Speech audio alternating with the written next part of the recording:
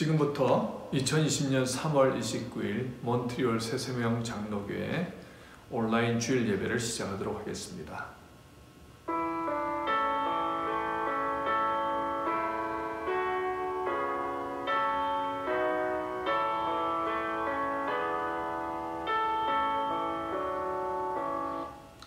내가 산을 향하여 눈을 들리라. 나의 도움이 어디서 올까? 나의 도움은 천지를 주신 여호와에게서로다. 여호와께서 너를 실족하지 아니하게 하시며 너를 지키시는 이가 졸지 아니하시리로다. 이스라엘을 지키는 이는 졸지도 아니하시고 주무지도 아니하시리로다. 아멘. 살아서 역사하시는 하나님, 지난 한 주간도 보호하여 주시고 오늘도 온라인 예배를 통하여 주님 다시 바라볼 수 있는 은혜를 허락하시니 참으로 감사드립니다. 주님, 오늘도 예배 드리다가 살아계신 하나님을 만나기를 소망합니다. 하나님의 세미한 음성을 듣기를 소망합니다. 성령의 충만한 은혜가 폭포수같이 임하는 시간 되기를 소망합니다. 비록 한자리에 모이지는 못하지만 우리의 마음과 뜻과 정성을 다하여 드리는 예배 가운데 주님 친히 임재하시고 신령과 진정으로 주님만 바라며 드리는 귀한 예배 되게 하여 주시옵소서. 주님 홀로 영광 받아 주시옵시고 예수님의 거룩하신 이름으로 기도드리옵나이다. 아멘. 찬송가 20장 함께 찬양하도록 하겠습니다.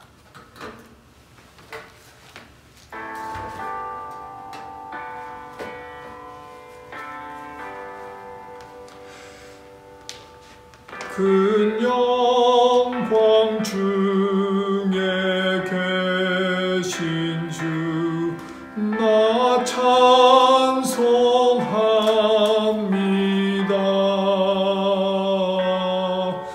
영원히 계신 주 이름 나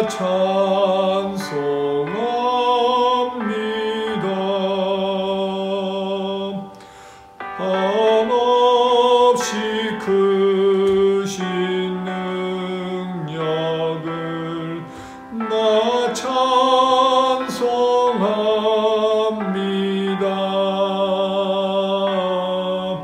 참되고 미쁜 그 언약 나 찬송합니다.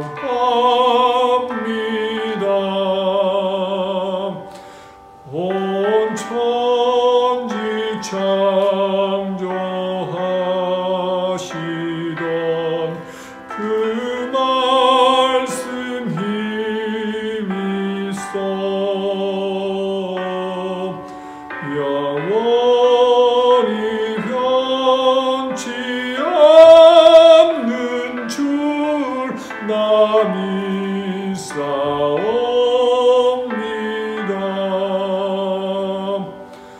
그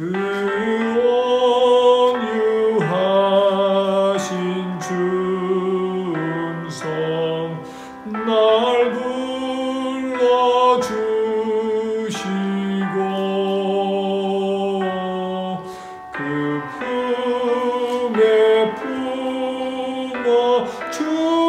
품어주시니 나 찬송합니다.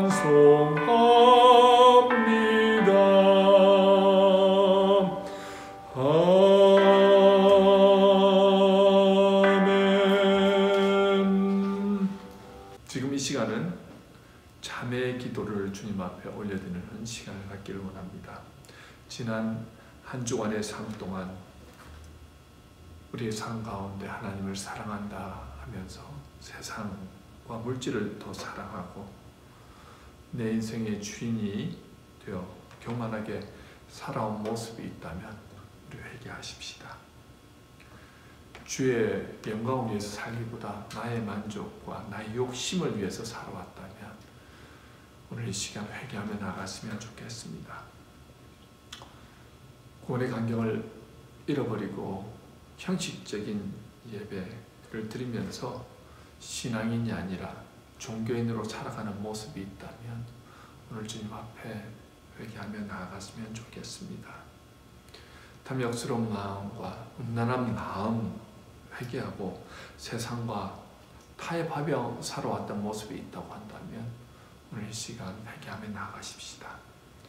주신 것에 감사하며 살기보다 작은 일에도 원망과 불평으로 살아온 모습이 있다면 오늘 이 시간 주님 앞에 고백하며 나가도록 하겠습니다.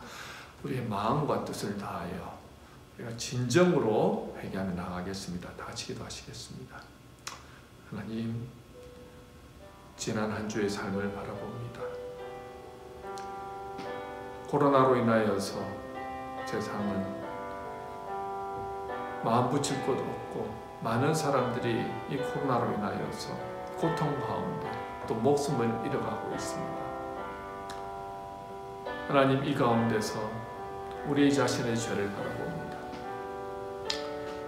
하나님 앞에 부름받은 하나님의 자녀들이라고 자부하면서도 우리의 모습은 하나님 기뻐하시는 모습으로 살지 못했음을 고백합니다. 하나님을 사랑한다고 하면서 세상과 물질을 더 사랑하며 더 추구하며 살아갔던 모습 주님 용서하여 주시옵소서. 나의 만족과 나의 욕심을 위해서 정신없이 달려온 모습 주님 용서하옵소서. 타성에 젖은 예배, 타성에 젖은 찬양, 종교인으로서 살아왔던 모습 주님 용서하여 주시옵소서. 탐욕스러운 마음, 음란한 마음으로 한 주간 살아왔던 모습들 용서하여 주시옵소서. 주님, 주신 것에 감사하기보다 작은 일에도 원망하고 불평한 모습, 그 죄악을 용서하여 주시옵소서. 오늘도 주님 앞에 내 자신을 거룩한 산제물로 드리기 원합니다. 우리 안에 있는 죄악된 모습들 주 예수 그리스도의 보혈의 피로 정결케 하여 주옵소서. 오늘도 주님께서 우리를 깨끗하게 하셨음을 믿습니다. 오늘도 주님 앞에 드려지는 이 예배가 한 점 부끄럼 없는 거룩한 산제물로 드려지게 하옵소서. 감사와 영광 올려드리오며 예수의 거룩하신 이름으로 기도드리옵나이다. 아멘. 이 시간 사도신경으로 우리의 신앙을 고백하도록 하겠습니다. 전능하사 천지를 만드신 하나님 아버지를 내가 믿사오며 그 외아들 우리 주 예수 그리스도를 믿사오니 이는 성령으로 잉태하사 동정녀 마리아에게 나시고 본드 빌라도에게 고난을 받으사 십자가에 못 박혀 죽으시고 장사한 지 살만에 죽은 자 가운데서 다시 살아나시며 하늘에 오르사 전능하신 하나님 우편에 앉아 계시다가 저리로서 산 자와 죽은 자를 심판하러 오시리라. 성령을 믿사오며 거룩한 공회와 성도와 서로 교통하는 것과 죄를 사하여 주시는 것과 몸이 다시 사는 것과 영원히 사는 것을 믿사옵나이다. 아멘. 이 시간 성시교독 128번 사순절에 관한 성시교독 하도록 하겠습니다. 성시교독은 성경책 제일 뒤편에 또 우리 주보 앞부분에 있습니다. 함께 교독하시겠습니다. 나의 영혼이 잠잠히 하나님만 바라며 나의 구원이 그에게 나오는도다. 오직 그만이 나의 반석이시오 나의 구원이시오 나의 요새이시니 내가 크게 흔들리지 아니하리로다. 넘어지는 당과 흔들리는 울타리같이 사람을 죽이려고 너희가 일제히 공격하기를 언제까지 하려느냐. 그들이 그를 그의 높은 자리에서 떨어뜨리기만 꾀하고 거짓을 즐겨하니 입으로는 축복이요 속으로는 저주로다. 나의 영혼아 잠잠히 하나님만 바라라. 무릇 나의 소망이 그로부터 나오는도다. 오직 그만이 나의 반석이요 나의 구원이시요 나의 요새이시니 내가 흔들리지 아니하리로다. 나의 구원과 영광이 하나님께 있으며 내 힘의 반석과 피난처도 하나님께 있도다.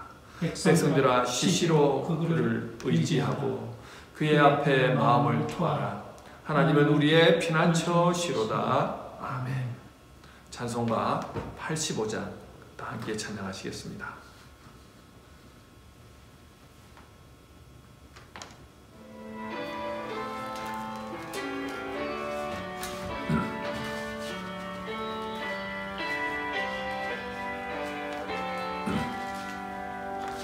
구주를 생각만 해도 이렇게 좋거든.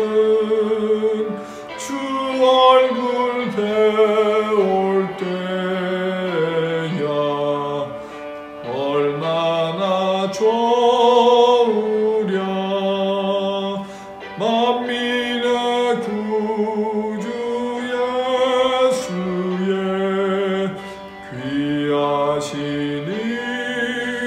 이름은 천지에 있는 이름 중 비할 데 없도다.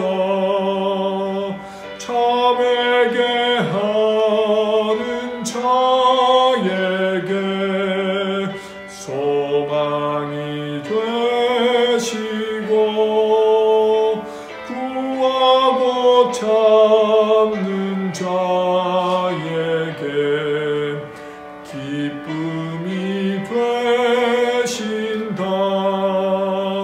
예수의 넓은 사랑을 어찌다 말하랴.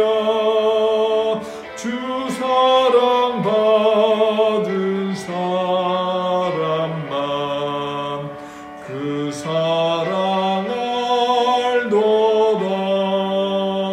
사랑의 구주 예수여 내 기쁨 되시고 이제로부터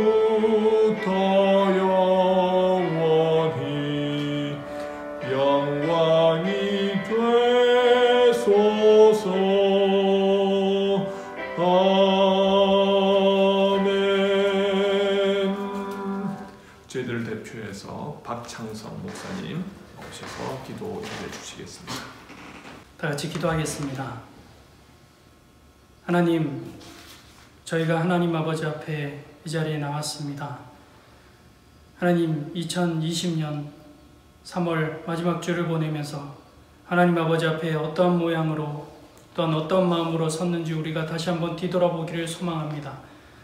하나님, 우리가 하나님 전에서 마음껏 하나님을 찬양하고 말씀 듣고 교제 나누던 그 시간이 얼마나 소중한 것이었는지를 우리가 다시 한번 깨닫게 됩니다.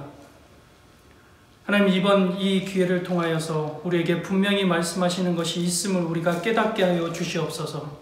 전 세계 크리스찬들이 온전히 깨어서 하나님을 찾는 이 시간이 되게 하여 주시옵시고, 하나님 아버지 앞에 온전히 엎드려 주여 우리를 불쌍히 여겨 주시옵소서라고 나아가는 우리의 심령 또한 되게 하여 주시옵소서. 하나님, 여러 가지로 또한 감사하며 나아가기를 소망합니다.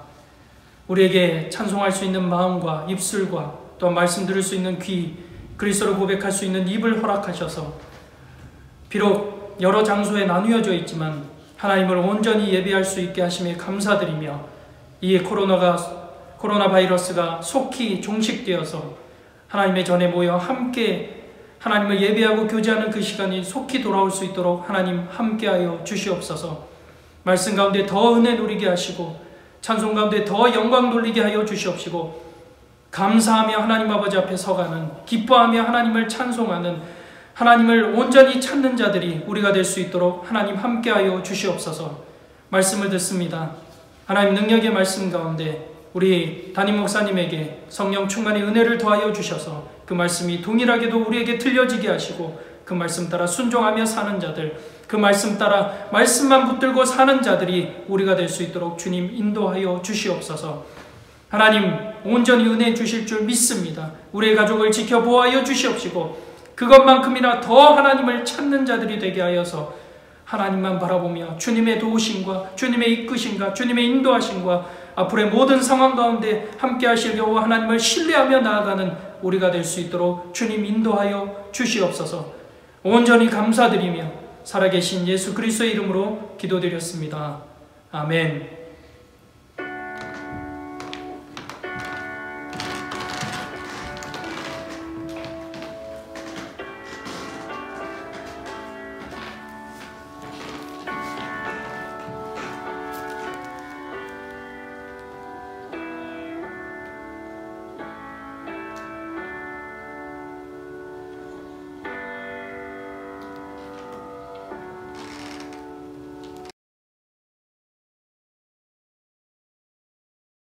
오늘 하나님의 말씀은 요한복음 6장 35절에서 41절까지의 말씀입니다.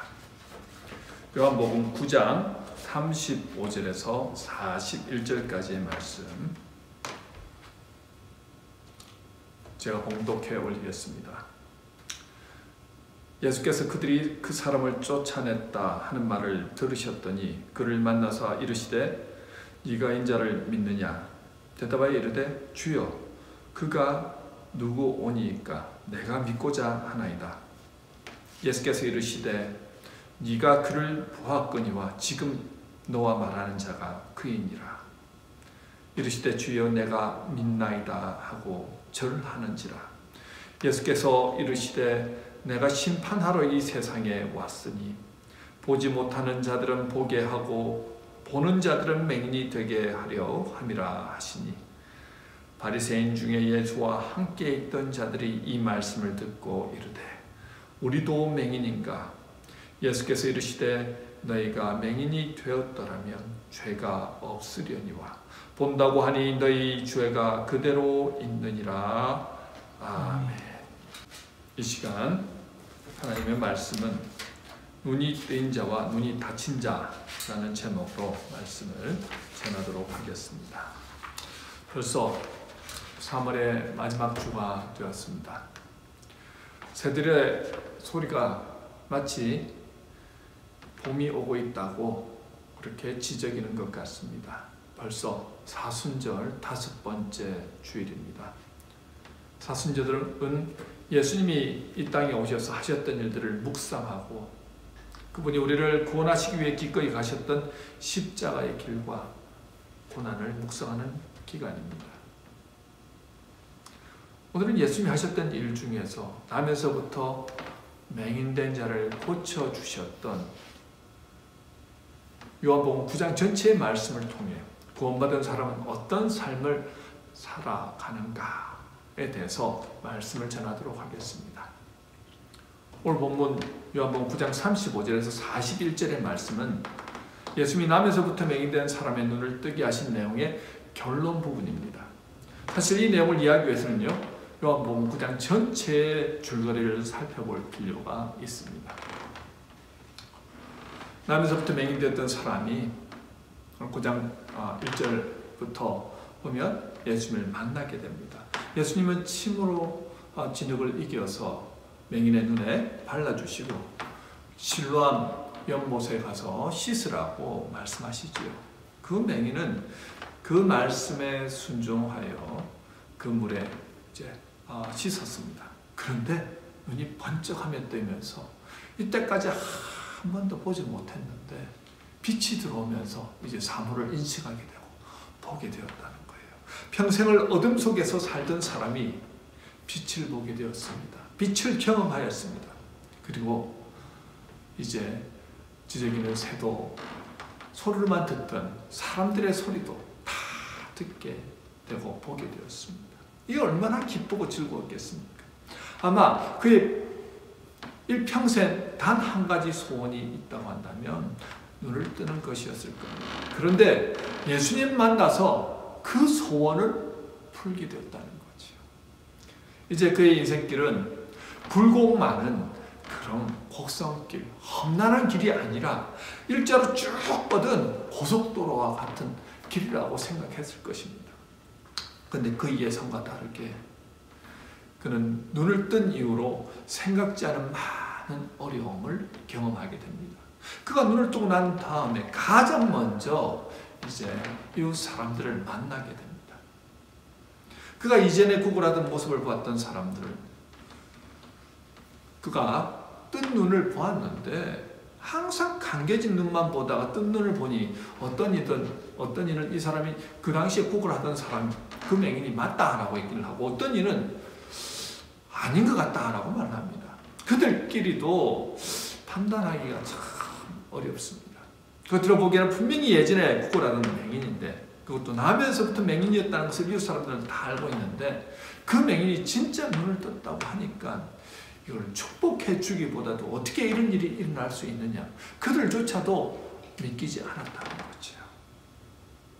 그리고 그에게 어떻게 눈 떴느냐고 묻습니다. 11절에 예수라 하는 그 사람이 진흙을 이겨 내 눈에 바르고 나더러 실로암에 가서 씻으라 하기에 가서 씻었더니 보게 되었노라. 꼭 고백합니다. 사실 이 맹인도 예수님을 직접 눈으로 보지를 못했습니다. 예수님을 만났습니다. 예수님이 직접 침으로 진흙을 이겨서 눈에 발라주시긴 하셨지만 자기가 실로암 목가에 가가지고 눈을 씻고 비로소 눈이 뜨였는데 다시 예수님을 만나기 위해서 그 자리에 갔을 때 예수님 떠나시고 안 계셨지요. 그는 육의 눈으로 예수님을 보지 못했습니다. 분명히 예수님이 그를 치유해 주셨지만 예수라는 사람 정도로만 알고 있습니다. 지금 그 고백에는 예수님은 사람들 중에 한 사람으로 표현됩니다. 오늘날 세상 사람들도 예수님을 부를 때 기독교의 창시자 내지는 석가모니나 마호메트나 공자와 같은 현인이나 성자들 중 하나로 부릅니다. 예수님을 그런 식으로 부르는 사람들에게는 예수 그리스도에 대한 진정한 믿음은 절대 생기지 않는다는 거죠. 그렇기 때문에 그들에게는 구원도 없습니다. 맹인되었던 사람도 처음에는 이 정도 수준에서 예수님을 알았습니다. 예수님과 인격적인 만남은 없었지요. 예수님이 직접 오셔가지고 눈을 만지시고 실로암 물가에 가가지고 씻으라고 하는 그 정도 관계였다는 것입니다. 그래서 예수라는 사람이라고 부릅니다. 그에게 예수는 특별한 기적을 베푸는 사람으로 인식되었습니다. 그런데요, 그 예수님에 대한 인식이 이제 점점 바뀌는 것을 보게 됩니다. 그 일로 사람들이 이 맹인되었던 자를 자기들도 판단하기 어려운데 특별히 맹인되었던 우리 거지지요. 거린이 눈을 뜨게 되었으니까 너무 신기한 기적을 경험하지 않았습니까? 그래서 그를 데리고 바리새인들에게 갑니다. 바리새인들은 어떻게 눈을 뜨게 되었는지 질문합니다. 15절에 그 사람이 진흙을 내 눈에 바르며 내가 씻고 보나이다 라고 진술하죠. 예수라는 사람이 나를 보게 하였다라고 말하지만 바리새인들은요 그 말을 믿으려 하지 않습니다. 왜냐하면 이런 일은 하나님의 능력이 임한 사람만이 할 수 있다는 거죠. 사람의 능력으로는 할 수 없다는 겁니다. 특별히 예수가 그런 기적을 행했다는 것을 그들은 인정하고 싶지 않았어요. 그들은 예수를 그리스도로 메시아로 인정하지 않았습니다.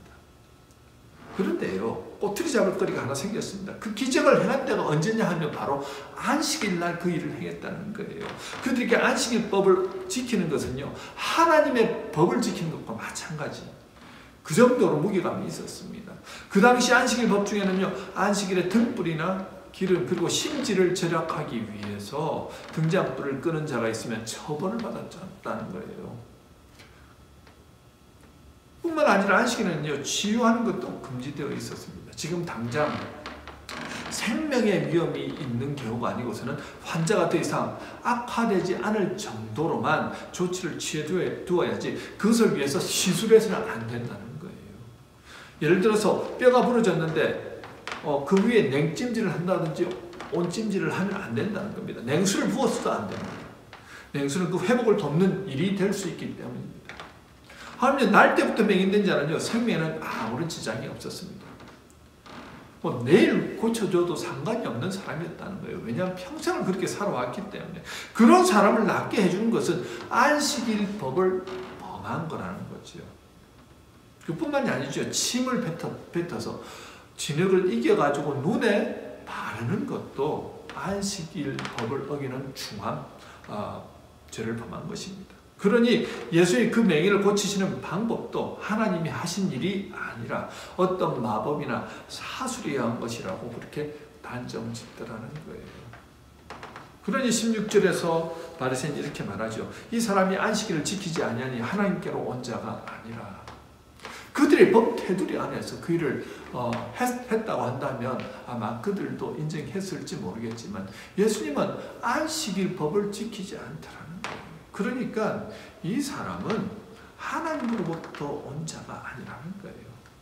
하나님의 법을 지키지 않는 자가 어떻게 하나님의 권능으로 날 때부터 맹인된 자를 치유하겠냐는 겁니다.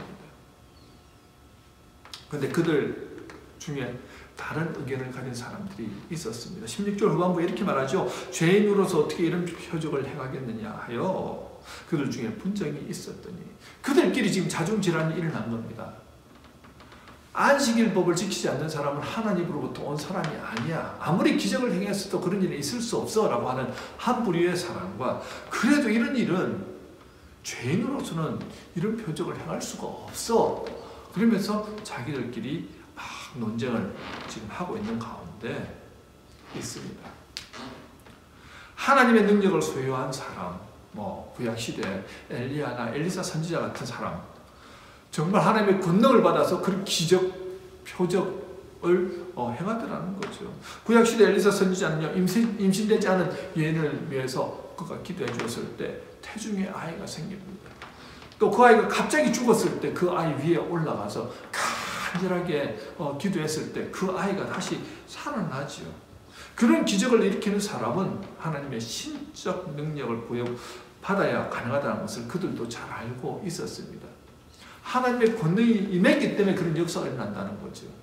그래서 다시 맹인에게 묻습니다. 17절입니다. 그 사람이 내 눈을 뜨게 하였으니 너는 그를 어떠한 사람이라 하느냐. 자, 그가 대답하지요. 이제 뭐라고 대답합니까? 아까와는 다른 대답을 합니다. 예수님을 보고 선지자니이다 라고 얘기를 하죠. 33절에 선지자라고 말한 그 이유가 나오는데요. 이 사람이 하나님께로부터 오지 아니하였으면 아무 일도 할 수 없으리이다 라고 얘기를 합니다.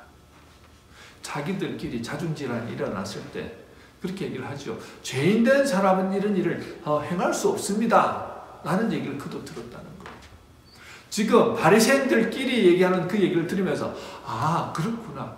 이 일은 하나님으로부터 권능을 부여받은 사람이 아니고서는 할 수 없는 일이구나 하는 것을 바로 바리새인의 논쟁을 통해서 그가 깨달았다는 것입니다. 처음에는 이 맹인이 예수님을 어떻게 얘기했다고요? 그냥 예수라는 어떤 한 사람으로 여겼는데 점점 그의 생각이 바뀌어져 가더라는 거예요. 선지자, 하나님의 권능을 받고 행하는 바로 그 사람이라는 거예요.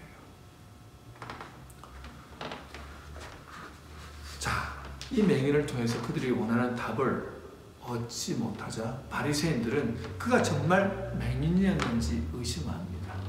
그래서 그의 부모를 불러서 묻습니다. 이 사람이 정말 나면서부터 맹인이고 너희 아들이 맞냐 하는 거예요. 그러면 지금 어떻게 해서 보게 되었느냐 묻습니다. 자, 그 당시 정치 종교 지도자였던 바리새인들의 기세가 대단했습니다. 부모가 말 한마디 잘못하면 그 사회에서 발붙이고 살 수가 없습니다. 왜냐하면 그 당시 산헤드린 공회에서 예수를 그리스도로 시인하는 자는 출교하기로 그들은 결의를 하였기 때문입니다. 그 기세에 눌려서 그 부모는 20절, 21절에서 뭐라고 말합니까? 이 사람이 내 아들이고 맹인으로 태어났습니다. 하지만 그가 어떻게 해서 보는지 누가 그 눈을 뜨게 했는지 우리는 알지 못합니다. 그가 장성하였으니 자기를 말하리이다 하면서 얼버무립니다. 아들에게 책임을 돌리더라는 거예요. 자, 그들은요 잘못하다가 아들 때문에 유대에게서 출교당할 위기에 놓였다는 거예요. 유대인에게 출교란 건요 율법을 범한 자에게 가해지는 최고의 형벌이었습니다. 출교당한 자는요 동족과의 접촉마저 금지되었고 유대 사회에서 영구히 매장되었습니다. 그러니 맹인거지를 둔 것도 억울한데 이제까지 이 아들 때문에 많은 고통을 당했는데 이 아들 때문에 모든 것을 잃어버릴 수 있다고 생각하니 아들의 눈을 뜨게 해준 예수님께 대한 그 감사와 영광보다는 오히려 원망하더라는 거예요. 아들 눈 뜬 게 그다지 기쁜 일이 아니다라는 겁니다. 오히려 원망하는 분위기지. 정말 아들의 눈을 누가 뜨게 해주었는지 여러분 이 부모가 몰랐겠습니까? 그 아들이 제일 먼저 눈을 뜨고 나서 아버지, 어머니 가가지고 어떤 사람, 예수라는 그 사람이 내게 와서 진흙에다가 침을 발라가지고 내 눈에 발라주었는데 그래서 실로암목가에 갔는데 씻고 보니까 내 눈이 이렇게 밝아졌습니다. 그러면서 기뻐하면서 얼싸안고 그렇게 좋아하지 않았겠습니까? 당연히 예수가 그 일을 했다는 것을 알았겠지요. 그런데 누군들 지금 이런 분위기 안에서 까딱 잘못하다가는 왕따 당하고 매장된다고 한번 생각해 보십시오.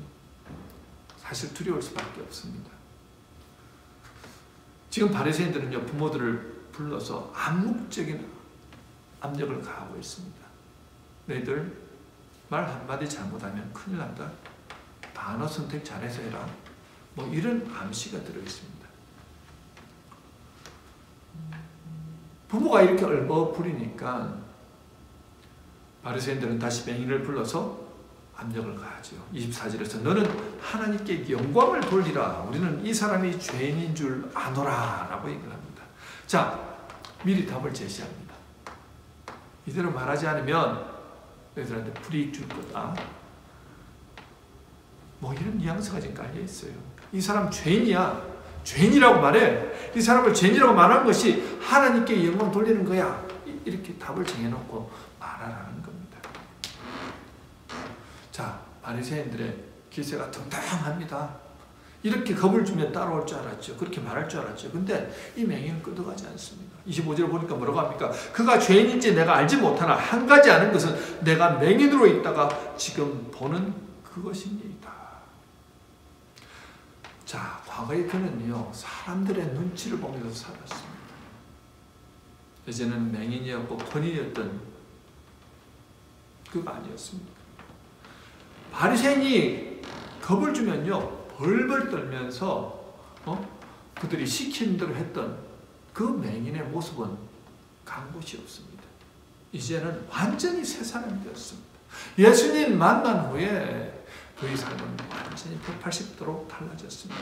나는 그분이 죄인인지 아닌지 나는 잘 모르겠습니다. 하지만 내가 분명히 아는 것은 그분이 내 눈을 뜨게 해주었다는 사실입니다. 이 사람은 예수님을 죄인이라고 증언하지 않으면요, 유대사회에서 지금 매장당할 수 있다는 것을 알면서도 자신의 소신을 굽히지 않더라는 거예요. 자, 어느 누구도 내 눈을 뜨게 해준 사람이 내가 살아오는 동안 아무도 없었습니다. 내 평생 내가 눈을 뜨게 되려고 생각해보지도 않았습니다. 그런데 예수님이라는 분이 와서 내 눈을 뜨게 해주었습니다. 그것만이 사실입니다. 여러분, 많은 크리스찬들이요, 사회생활이나 직장생활에서 불이익당할까봐 이 맹인의 부모와 같은 자세를 취하는 경우가 얼마나 많은지 모릅니다. 누군들 예수 믿는다는 이유로 승진의 지장을 받는다든지, 그래서 직장 상사나 아니면 주변 동료들의 눈치를 안 볼 수가 없겠죠.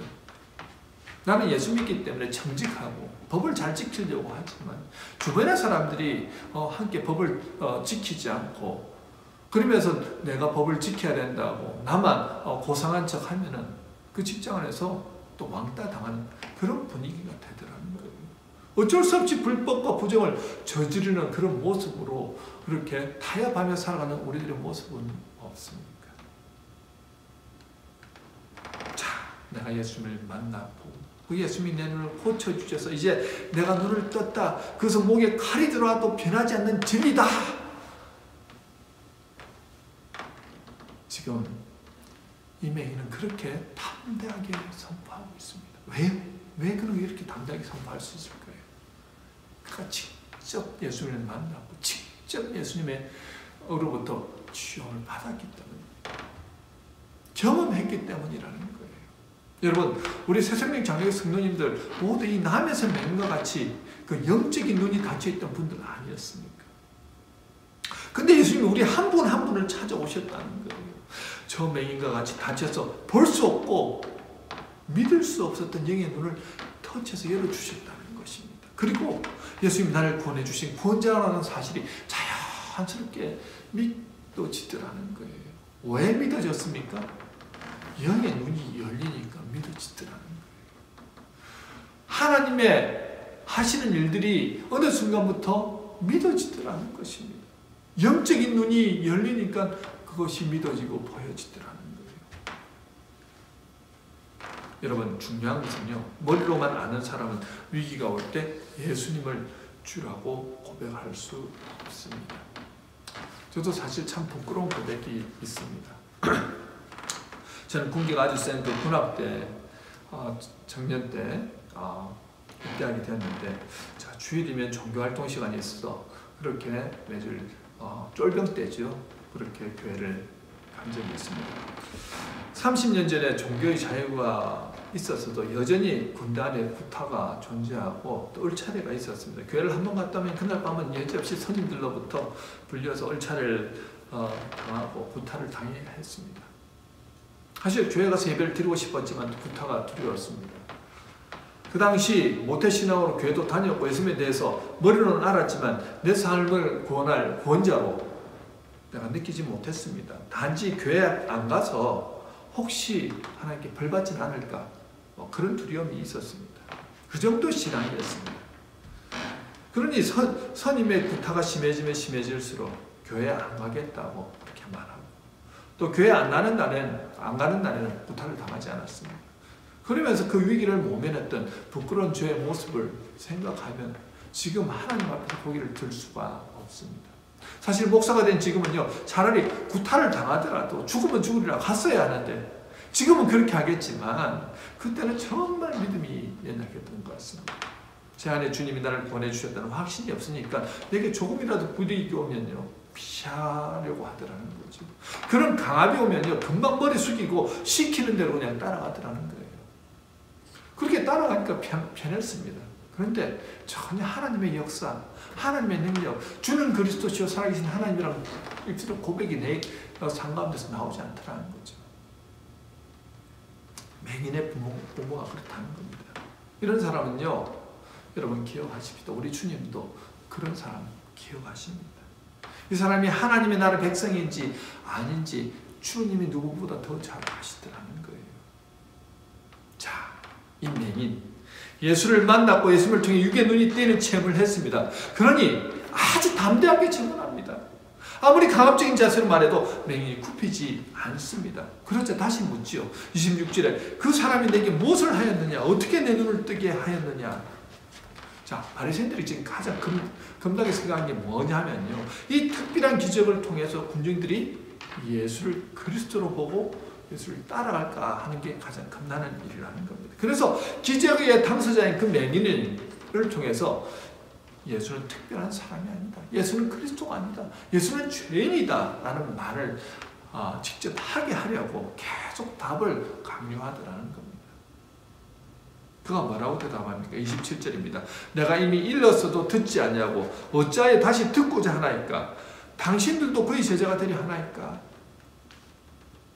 진실을 말하는데 왜 내 얘기는 들으려고 하지 않습니까? 똑같은 말을 계속 듣고 싶어하는 것을 보니 당신들은 예수님의 제자가 되려고 하시는 겁니까? 자, 비꼬듯이 그렇게 얘기를 하는 거죠. 자, 이 정도면요, 이 사람이 얼마나 자유한가 알 수 있습니다. 어떤 남에게도 굴복하지 않습니다. 오히려 예수의 제자가 되려 합니까? 말하니까요, 그들이 펄쩍펄쩍 됩니다. 그들이 욕하여 이르되 너는 그의 제자이나 우리는 모세의 제자라. 하나님 모세에게 말씀하신 줄을 우리가 알거니와 이 사람은 어디서 왔는지 알지 못하노라. 자, 평생을 율법을 공부하고 누구보다 학식 뛰어난 사람들입니다. 바리새인들은요, 종교 지도자입니다. 누구와 말해도 지지 않을 정도의 실력과 학식을 갖춘 사람들입니다. 그런데요, 어떤 사람을 당하지 못하냐 하니까요, 하나님을 직접 경험한 사람, 하나님을 직접 체험한 사람 당하지 못하더라는 겁니다. 내가 과거에 맹인이었습니다. 그런데 지금 눈을 떴습니다. 이제 볼 수 있습니다. 하나님의 세계를 바라보니까요, 내 입술에서 하나님이 계시다는 것, 예수가 그리스도라는 것을 나는 고백하지 않고는 견딜 수가 없습니다. 라고 지금 그런 말하는 거예요. 예수님이 오셔서 그를 위해서 하신 그 일, 그 기적에 대해서 말하지 않고서는 견딜 수가 없다는 것입니다. 말에 거리낌이 없습니다. 얼마나 당당한지 모릅니다. 그러자 그 맹인이 이렇게 말합니다. 30절 31절이지요. 이 사람이 내 눈을 뜨게 하였을 때 당신들은 그가 어디서 왔는지 알지 못하는도다. 하나님이 죄인의 말을 듣지 아니하시고 경건하여 그의 뜻대로 행하는 자의 말은 들으시는 줄을 우리가 아나이다. 예수님이 죄인이 아닙니다. 어떻게 죄인이 맹인으로 난 자의 눈을 뜨게 할 수 있습니까? 창세리로 나면서 맹인된 자가 눈 떴다는 말 들어본 적이 있습니까? 자, 그 사람이 하나님께로부터 오지 않았다면 내 눈도 뜨게 하지 못했을 것입니다. 얼마나 담대하게 선포합니까? 저는요, 여러분이 이렇게 모두 다 담대하게 예수님을 그리스도라고 선포할 수 있는 분들이 되었으면 좋겠습니다.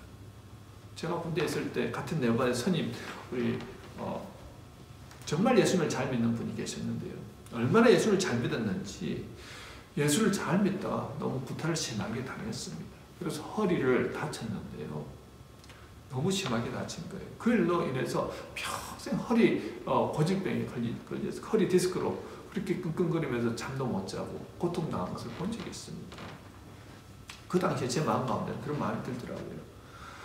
아니 자기가 선임이 되고 자기가 웬만큼 이제 위치가 되면 가지 말라고 해도 얼마든지 자유롭게 교회 갈 수 있는데 왜 저렇게 사서 고생하냐. 그때까지 그냥 좀 군대 내에서 그렇게 눈치껏 이렇게 생활하고 조용히 그냥 혼자서 기도하고 그러면 되지. 왜 바보처럼 저렇게 신앙을 지키려고 하다가 저 고생을 당하고 저렇게 구타당하고 저렇게 평생 고통 짐을 짊어지고 살아가야 되나. 참 그분을 생각하면 불쌍하다는 생각이 많이 들었습니다. 그런데요, 그분이 그 구타를 당하면서 자기를 때렸던 선임을 고발하지 않더라는 거예요. 끝까지 감사하고 그를 위해서 기도하고 계속해서 정말 최선을 다해서 주를 위해서 신앙생활을 하더라는 거예요. 그 추운 겨울에도 초소를 들면서 빵을 나눠주고 예수를 믿으라고 사병들에게 하면서 그 일을 열심히 감당하더라는 겁니다. 자기가 예수님을 직접 보고 자기 예수님을 직접 경험하고 나니까요. 예수님을 전하지 않고서는 견딜 수 없더라는 겁니다. 여러분 그 일을 통해서 이 맹인 되었던 그 사람, 눈을 뜬 사람은 유대 사회에서 출교를 당했을 것입니다. 육의 눈은 떴지만 앞으로 살 길은 여전히 막막했을 것입니다. 34절 그들이 뭐라고 말합니까? 네가 온전히 제 가운데서 나서 우리를 가르치느냐 하고 이에 쫓아내어 보내니라. 눈을 떴음에도 그들은 여전히 죄인 취급합니다. 그리고 쫓아보냅니다. 무슨 말입니까? 불이 죽였다는 거죠. 유대교에서 출교시키겠다는 거죠. 이제 그는 또다시 외톨이가 되었습니다. 눈을 감고 있을 때도 사람들에게 무시당하고 죄인이라고 마음속으로 사람들이 얼마나 손가락질을 했겠습니까? 그런 차별을 당하던 그였는데 눈을 뜨고 나서도 유대 바리새인들로부터 또 유대 사회로부터 다시 출교당할 위기에 놓였고 왕따당할 위기에 놓였습니다. 죄인 취급을 받습니다. 불이익을 받습니다. 또다시 모든 사람들로부터 버림받는 어둠에 갇혀버렸습니다. 여러분 이게 며칠 사이에 일어난 일입니다. 눈을 떴는데 이제는 새 삶이 시작됐는데 이제 행복밖에 없다고 생각했는데 예수 믿는다는 이유로 그의 삶에 불행이 다가왔다는 거죠. 이 암담한 상황 가운데 있을 때 여러분 기억하십시다. 예수님이 그를 기억하시더라는 거예요. 35절에서 예수님이 네가 인자를 믿느냐. 예수님 찾아가셔가지고요. 네가 인자를 믿느냐 그렇습니다. 여러분 인자가 무슨 뜻입니까? 하나님의 아들이라는 뜻이죠. 예수님의 신적인 그 본질을 가리키는 말입니다. 인자는 하나님과 같은 분이란 말이죠. 그가 대답합니다. 주여 그가 누구시오니까 내가 믿고자 하나이다. 이 예수님은 37절에서 네가 그를 보았거니와 지금 너와 말하는 자가 그이니라. 맹거지는요 육신의 눈을 뜨고 난데 예수님을 그 당시에는 보지 못했습니다. 그때는 뭐라고 얘기합니까? 예수라는 사람이라고 얘기합니다. 그러나 점점 바리새인들끼리 논쟁하는 것을 통해서 이분은 특별한 사람이구나. 하나님의 선지자 그는 인식했는데 이제 그가 고통 가운데 있을 때 예수님이 나를 고쳐주셨다고 그렇게 증언하다가 지금 어떤 상황 가운데 놓였습니까? 모든 것을 잃어버릴 상황 가운데 놓였을 때 예수님이 그를 찾아오시더라는 그리고 그에게 인자를 믿느냐라고 얘기합니다. 그 인자가 바로 네 앞에 있다. 이때까지는 사람으로 선지자로 예수님을 여겼지만 지금은 예수님을 하나님의 아들 그리스도 메시아로서 이제 그의 영적인 눈이 열리는 것을 경험하게 됩니다. 여러분, 우리가 주님을 의지하고 주님을 바라보고 주님을 우리가 주님의 증인으로서 삶을 살아가면 우리가 외롭고 고통 가운데 있다 할지라도 우리 주님이 늘 항상 우리와 함께 하신다는 거예요. 내가 고통당할 때 너 혼자 당하는 고통이라고 내버려 두시는 주님이 아니라는 겁니다. 그 상황 가운데도 우리 주님이 우리를 찾아오신다는 거예요. 그 고통의 상황 가운데서 우리 주님은 우리를 위로해 주십니다. 어려운 가운데서 주님을 찾고 주님을 의지하고 주님을 찬양하고 주님을 예배하는 그 사람들을 찾아가셔서 내가 바로 그니라라고 우리 주님은 위로해 주십니다. 여러분, 우리 주님은요 살아계신 하나님의 아들이십니다. 그분은 구원자십니다. 우리가 고통 가운데 있을 때 우리를 그냥 내버려 두시는 분이 아니라는 거예요. 오늘도 여러분들을 삶 가운데서 혹시나 고통 가운데 계신 분들이 있습니까? 두려움 가운데 계신 분들이 있습니까? 내가 예전에 예수님을 만났는데 예수님 때문에 내가 고통당하고 있는 분들 계십니까? 어려운 가운데 계신 분들이 있습니까? 주님이 기억하고 계신다는 겁니다. 주님이 여러분들 찾아가실 것입니다. 주의 빛이 여러분 안에 갈 것입니다. 주의 빛이 비치기 시작할 때 주는 그리스도시요 살아계신 하나님의 아들입니다. 주님 오셨군요. 바로 하나님의 아들, 그분이 여러분들을 위로하시고 이렇게 세워주십니다. 예수를 사람으로 알았던 바로 그 맹인, 예수를 선지자로 알았던 그 맹인이 이제 예수가 그리스도라는 사실을 알게 되고 하나님의 아들이라는 사실을 깨닫고 난 다음에 그의 삶은 어떻게 변했습니까? 38절에서 주여 내가 믿나이다 하고 절하더라는 겁니다. 예수님이 하나님의 아들이라는 사실을 믿었다는 거예요. 믿으니까 어떤 역사가 일어났다고요? 영의 눈이 열리면서 정말 하나님을 바라보게 됩니다. 거룩한 그 빛을 본 사람의 삶의 태도는 어떻게 변합니까? 여러분, 경배자로 삶이 변화되더라는 거예요. 예배자로서 드러나더라는 겁니다.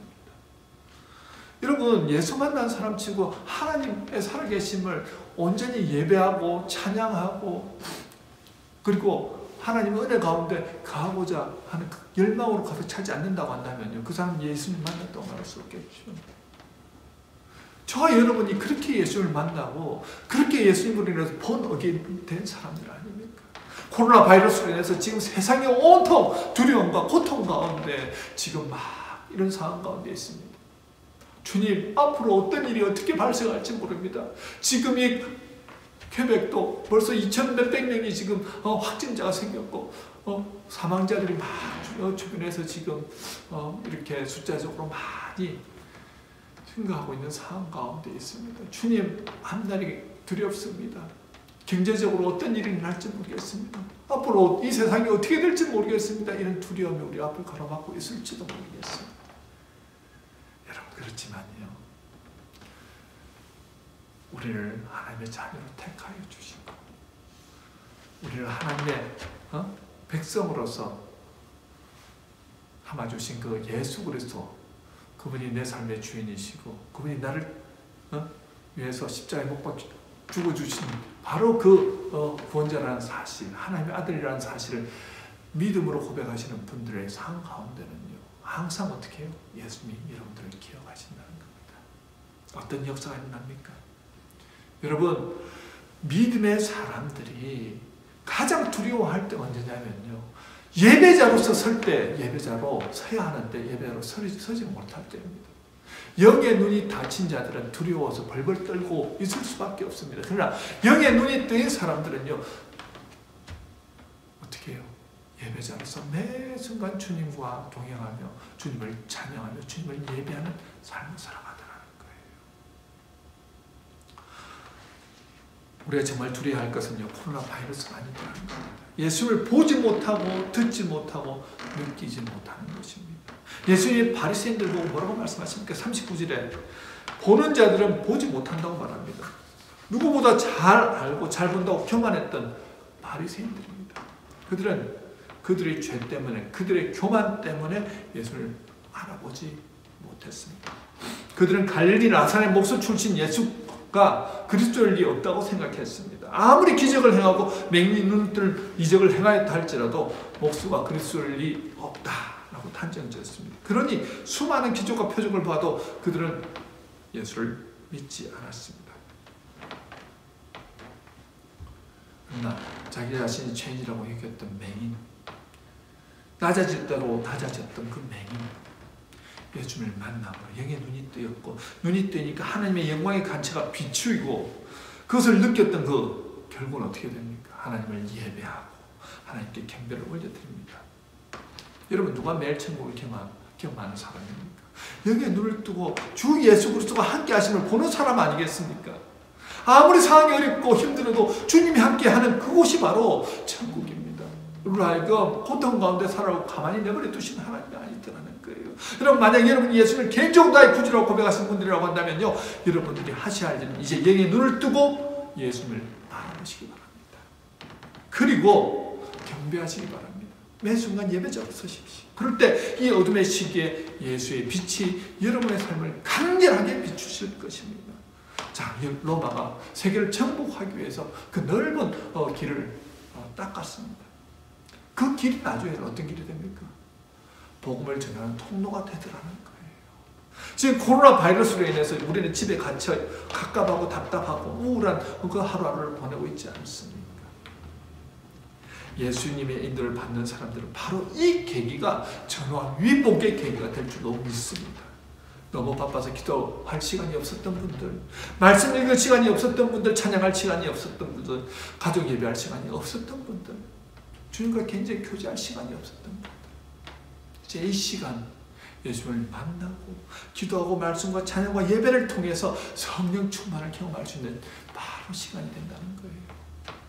세상 사람들은 우울하다 갑갑하다 말하지만 우리 믿음의 사람들은요, 이 기간 동안 우리 가족들과 더 친밀한 시간을 가지고 관계가 회복되는 시간이 될 줄로 믿습니다.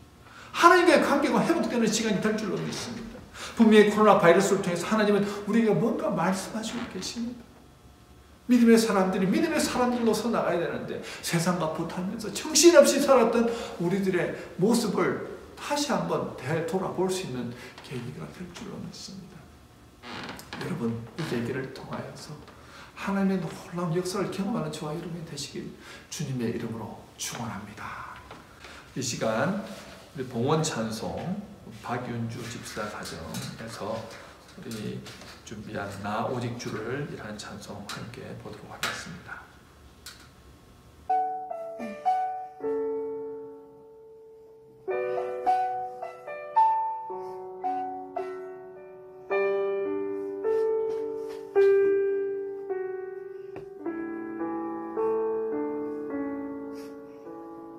닫혀진 마음에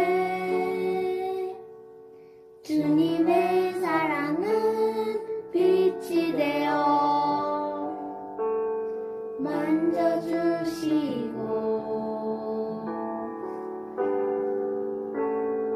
절망의 땅에도 주님의 사랑은 그의 나라 보게 하시네. 지나간 날보다 허락한 오늘의 또 새로운 은혜 주시니 영원히 빛나는 그 사랑 안에서 나의 삶은 완성되어 가네. 소망 없는 인생의 아픔 속에도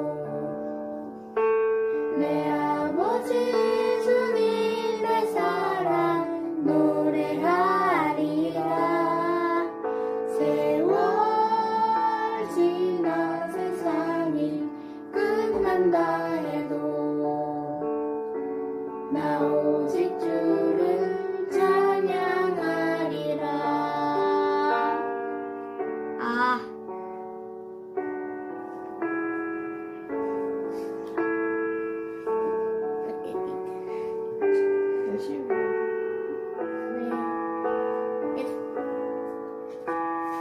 지나간 날보다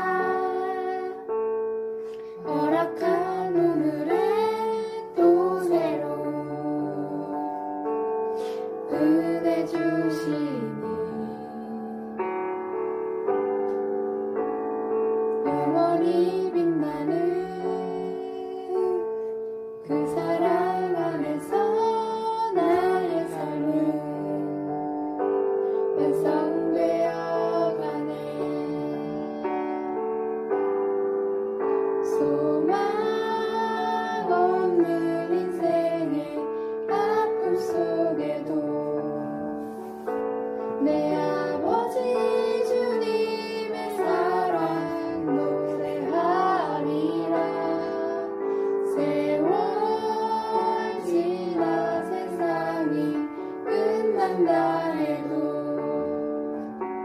나 오직 주를 찬양하리라. 소망 없는 인생의 아픔 속에도 내 아버지 주님의 사랑 노래하리라. 세월 지나 세상이 끝난다 해도 나 오직 주를 찬양하리라. 나 오직 주를 찬양하리라. 나 오직 주를 찬양하리라. 봉헌기도 하시겠습니다. 고마우신 하나님, 주님의 은혜를 감사드립니다. 우리에게 주신 은혜 감격하여 귀한 예물을 구별하여 드렸사오니 주님 흠양하시고 받아 주옵소서. 아벨의 산 제사처럼 아벨의 상과 그의 제물을 받아 주신 것처럼 우리의 삶도 예물도 받아 주옵소서. 주님, 이 예물이 쓰이는 곳곳마다 하나님의 나라가 확장되어지고 회복되고 치유되는 놀라운 역사가 있게 하여 주옵소서. 예물을 드리고 싶어도 재정적인 어려움을 드리지 못하는 가정 위에 일일이 간섭하셔서 하늘의 창을 여시고 정말 드리기에 부족함이 없도록 가득 채워 주옵소서. 이 코로나 바이러스로 인해 고통받는 모든 사람에게 하나님 놀라운 치유의 역사가 있기를 원합니다. 이 일로 고통받는 가정을 위로하시고 수고하시는 모든 분들에게 하나님의 사랑과 은혜가 넘쳐나게 하옵소서. 우리 새생명 성도들의 가정과 직장과 사업과 학업을 지켜주시고 하나님의 은혜로 충만한 삶 살게 하옵소서.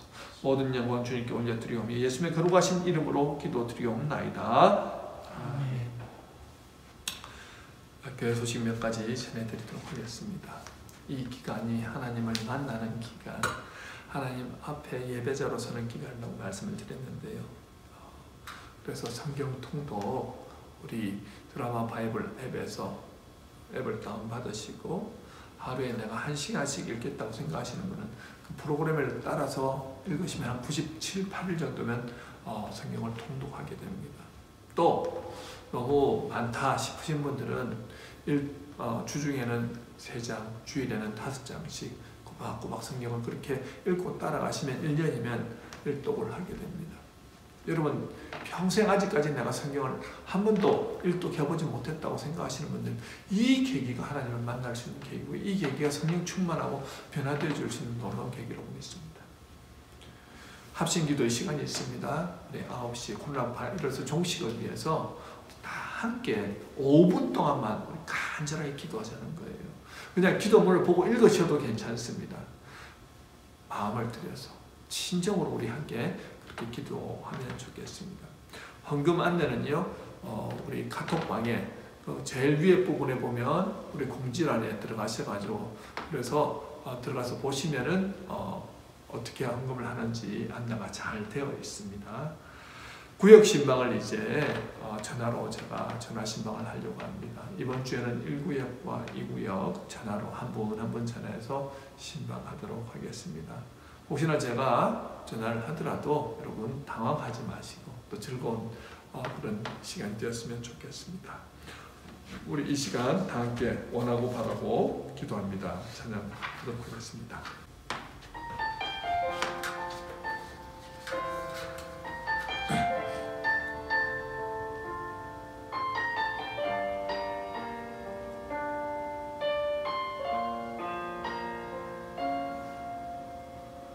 이 세상을 살아가는 동안에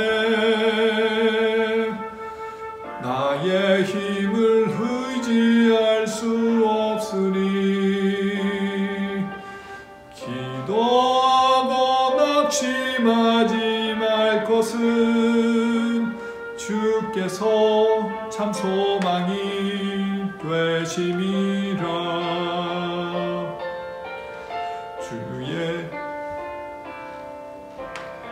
주의 길을 걸어가는 동안에 세상의 것 의지할 수 없으니 감사하고 낙심하지 말 것은 주께서 참 기쁨이 되심이라. 하나님의 꿈이 나의 비전이 되고 예수님의 성품이 나의 인격이 되고 성령님의 권능이 나의 능력이 되길 원하고 바라고 기도합니다. 원하고 바라고 기도합니다.